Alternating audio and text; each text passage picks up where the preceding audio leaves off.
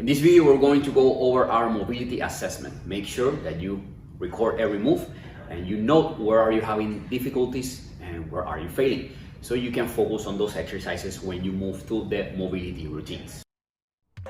First movement we're going to perform is the anterior and posterior pelvic tilt. Bend a bit from the pelvis and tilt your pelvis anteriorly and posteriorly. See where you have more restriction. If you have anterior pelvic tilt, you will usually have restriction going forward. If you have posterior pelvic tilt, you will have restriction going back. This can let you know how movable your lower back is. Now we're going to do rotation of the pelvis. Make sure that you're rotating like this and not moving side to side.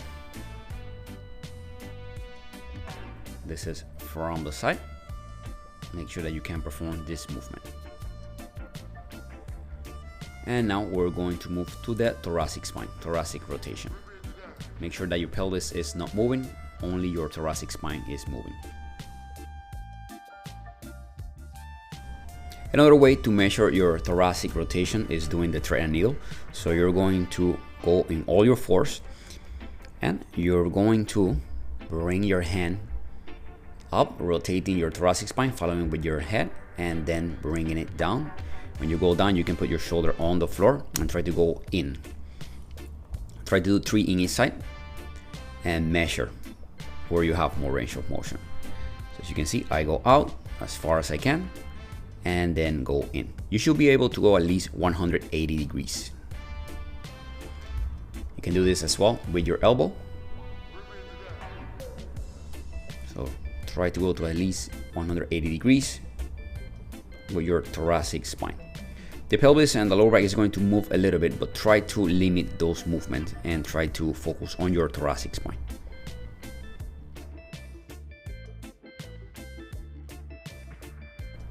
The next one is the overhead deep squat.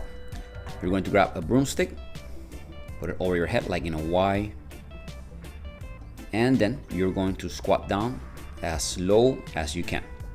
Make sure that your feet are pointing forward and are shoulder width apart, and try to go down. Try to repeat this at least 2 to 3 times and record yourself from the side as well.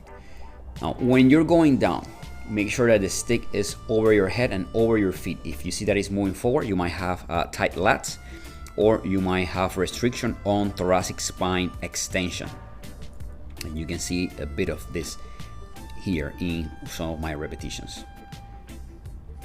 Try to go below 90 degrees. If you cannot perform this below 90 degrees, then you have restrictions on the hip as well. Make sure that you stay on the center and you don't go to the side, and that you don't lift your heels when you're performing this. That means that you have tension on the calf or you have poor dorsiflexion of the ankle. Now you're going to perform the move without the stick. Put your hands behind your head and you're going to squat down. If you notice that you can squat a little bit lower, well, that means that the problem is coming from your thoracic spine, poor thoracic extension. Right? And you can notice here that I have some restriction on the thoracic spine. Remember, keep your heels on the floor.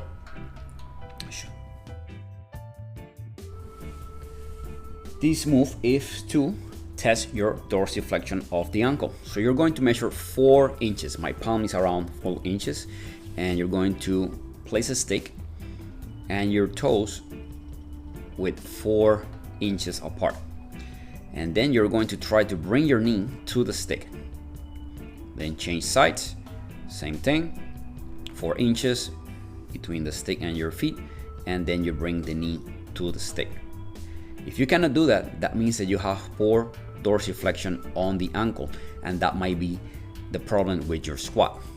Make sure that you don't lift your heels, that the heel is planted, and that you don't bring the stick to you. Make sure that the stick is still and you bring your knee to the stick. Now, this is a view from the front. Do your measurement, put the foot, and then bring the knee to the stick. Make sure that you do both sides and note the difference on your dorsiflexion. One of the most common mistakes is that people bring the knee in like that and they start to move the stick.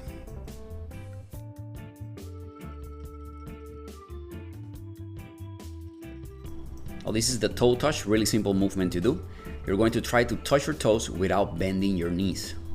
The movement usually comes from the pelvis, a little bit from the lower back. Your knees are not moving, your knees are stiff. I start with my feet shoulder width apart, like that.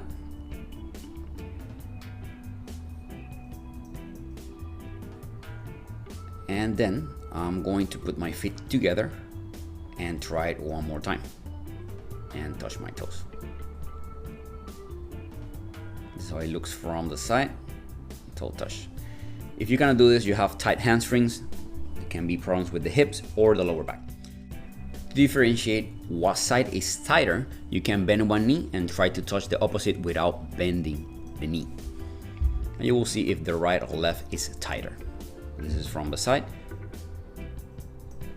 You bend one knee, you keep the other one straight, and you try to touch the leg that is straight. So touch the foot of the leg that is straight.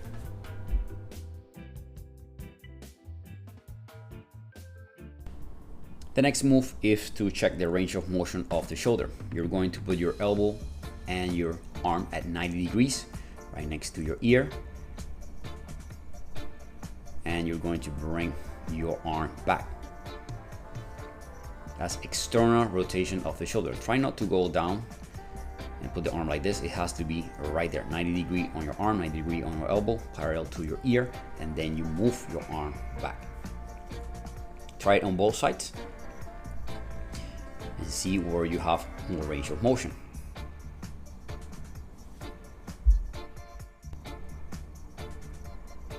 Now you're going to bend a little bit from the pelvis and you're going to try with both hands at the same time.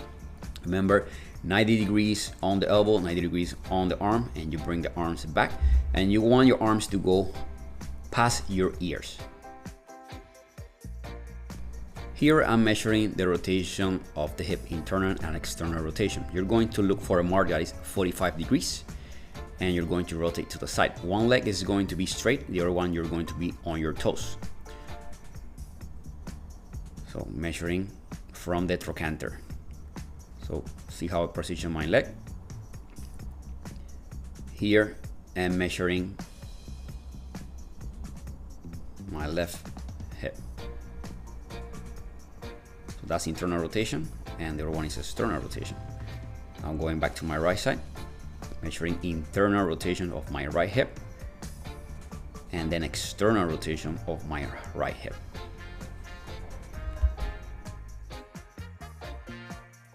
Your trochanter should be able to pass the marks on the 45 degrees. This next move will check your thoracic spine, thoracic extension, your movement of the shoulder, and how tight your lat is. So you're going to put your head on the fist and you're going to extend the arm, first with your palm down and then with your palm facing up. If you cannot lift your arm, that means that you have tight lats. That means that you have poor thoracic extension of the spine as well, and weak lower trapezius.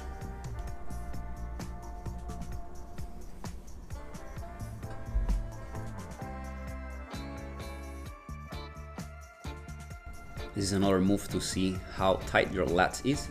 You're going to go against the wall, 90 degrees on your knees. Try to flatten your back all the way to the wall, but you have no space, and try to touch the wall with your thumbs. If you notice that you develop a curve on your lower back, that means your lats are tight, and try with each arm as well.